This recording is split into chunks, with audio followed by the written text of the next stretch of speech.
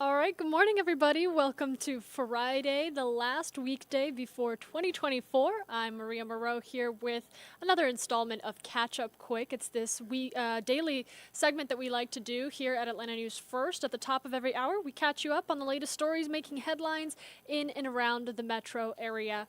Want to start with this, quite exciting here. You're going to start to see some flurries, possibly in the forecast, especially in the mountain areas. Our meteorologist, Rodney Harris, is going to have a closer look at that for you coming up in the next 5 minutes. But taking a look briefly at your full forecast, you can see for today there is a first alert out. We'll talk about flurries. We'll talk about some of those wind chills. So we'll have Rodney Harris jump on here and join us momentarily with some, hopefully if you're a flurry fan, some exciting flurry updates. If you are just someone planning their New Year celebration, looking to understand what the weather's going to be this weekend so you can make your plans, we're going to have you covered right here on this stream. All right, I want to start with this story that we first brought you on Atlanta News First on our morning show, involving a crash that has left, as you can see, multiple people injured.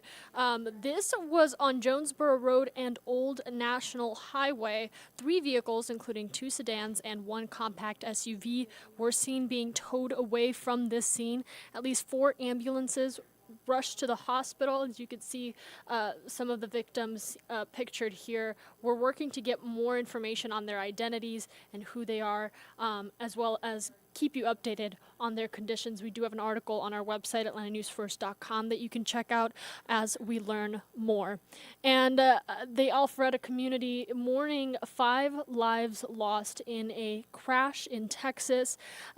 Today, actually, services, mournings, celebrations of life will be taking place. As our Rebecca Schramm will tell you, this has just been such a devastating blow to the Alpharetta community, and the community members are now stepping up to help with services and arrangements. Family members have organized a fundraiser online, and it has already raised $130,000 to help pay for funeral expenses and also medical expenses for the one person in that family who survived the crash. Now, this happened the day after Christmas in the Dallas area. According to Texas officials, the 17-year-old driver of a pickup truck illegally tried to pass in a no-passing area and hit the family's van head-on. Lokesh Potabutala of Alpharetta was the only one in the van to survive. He is in critical condition. His wife and 2 children were killed, along with his cousin and his mother and father-in-law. We spoke with the founder of Indian Friends of Atlanta. He's also part of the Telugu Association of North America. Those 2 groups have been working to get the bodies transported to India in accordance with the family's wishes. We are there for the families, and we are there for the people, who is in need. Definitely everyone need to be hand in hand and support everyone beside race, religion, and caste. We have learned friends are organizing a vigil tomorrow here in Metro Atlanta to honor the victims and also to pray for the lone survivor of that crash. As soon as they settle on a time and location for that vigil, we'll let you know. At Alpharetta City Hall, Rebecca Schramm, Atlanta News First. That was our Rebecca Schramm. Of course, we'll keep you updated as the day progresses. All right, you're taking a look at some footage that we shot when we first broke the news to you of a shooting inside of a McDonald's that left a mother of 4 dead. Well, this morning, a woman accused of killing her inside of this McDonald's is expected to appear before a judge. That'll happen at 11 o'clock. Police have identified the suspected shooter as 19-year-old Tunia Evans. She is currently in jail, and her charges include murder and aggravated assault. Now, investigators say that she shot and killed the mother of 4 inside of that McDonald's. That happened on Wednesday. Witnesses said that customers inside the restaurant ended up holding her down on the ground until police showed up and made their arrest. Like I mentioned, we are expecting the first court appearance to take place at 11. The big question is whether Evans will be in attendance for that. We know her attorneys, the lawyers representing her will be, so we'll keep you updated, of course, on the Atlanta News First app.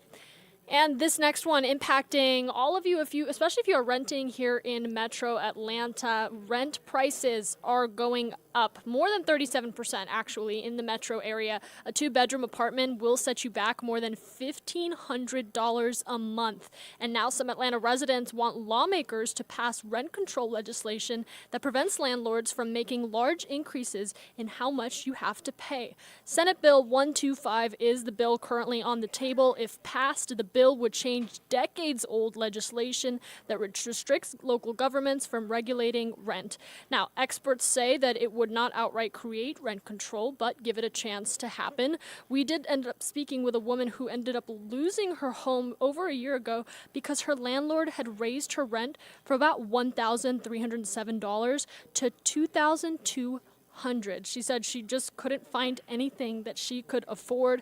High rent prices are not a problem just in Metro Atlanta. Our analysis found that rent is also up in Albany, Savannah, Augusta, Macon, and Columbus, with the most affordable being a 2-bedroom apartment in Albany. So a lot of people feeling that pain. Of course, rent prices, inflation, the cost of your groceries now, going up exponentially for so many. So this is something that a lot of people are feeling, and hopefully some of this legislation will lead to action for those residents that are pushing for action.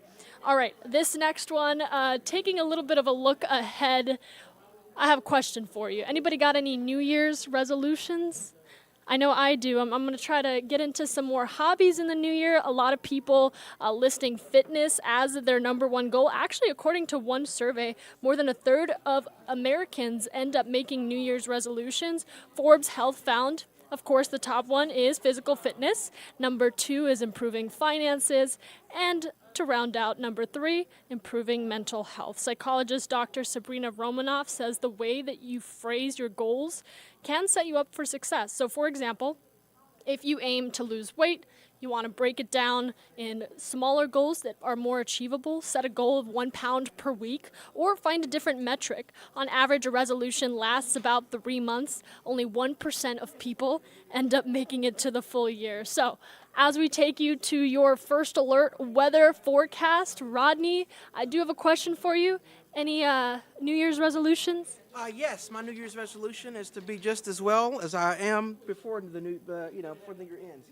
So hopefully everything goes well. Maria, good morning to you. So I want to get right to First Alert Radar because we have been tracking some flurries that have been moving into Metro Atlanta. This initially started in northwest Georgia, but have started to drift toward the south and east. So I'll zoom in here, and as you can see, we have already quickly started to see these flurries transition now to just showers in Metro Atlanta. There could still be a bit of a mix, but now it's mostly showers. Not going to rule out a stray flurry or two, or maybe even some sleet north of I-20 from now up until about lunchtime. But this activity is impacting us. Not a lot of activity, but it is out there. So just a heads up for those of you in Metro. Here's a live look from our Marietta camera on our First Alert camera network. Not really seeing much here.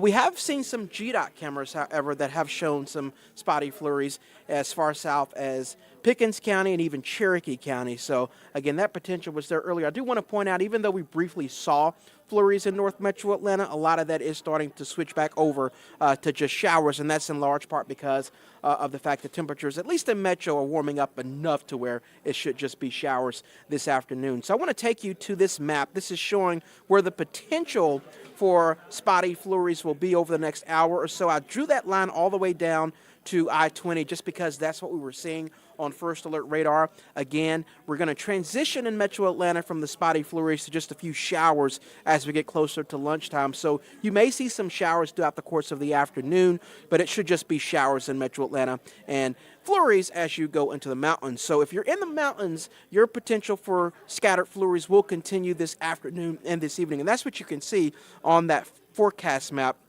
which is just recently updated. One thing I will point out, we're seeing a lot more shower activity on this map than we were earlier, so I have increased the rain chances a bit for you this afternoon to highlight those spotty showers. Again, it should just be showers in Metro Atlanta this afternoon with those flurries staying in the mountains, but those flurries will continue in the mountains off and on basically for the rest of the day and going into tonight. So with that in mind, we are still seeing what we believe to be some accumulating snow in the mountains through Saturday morning. A lot of this is going to happen tonight going into Saturday morning, and it's not much, but for those of you 2,000 feet and higher, a dusting of snow certainly possible in the mountains. That would not impact us here in Metro Atlanta, but in the mountains, a dusting of snow certainly possible. In fact, we're already starting to see that with some photos coming out of Gilmer County and also Pickens County. So here's the culprit for the precipitation that we're seeing. It's an upper level low that is currently just northwest of us, and I talked about this on Atlanta News First. It's so close to us right now. That's what's really helping to enhance the precipitation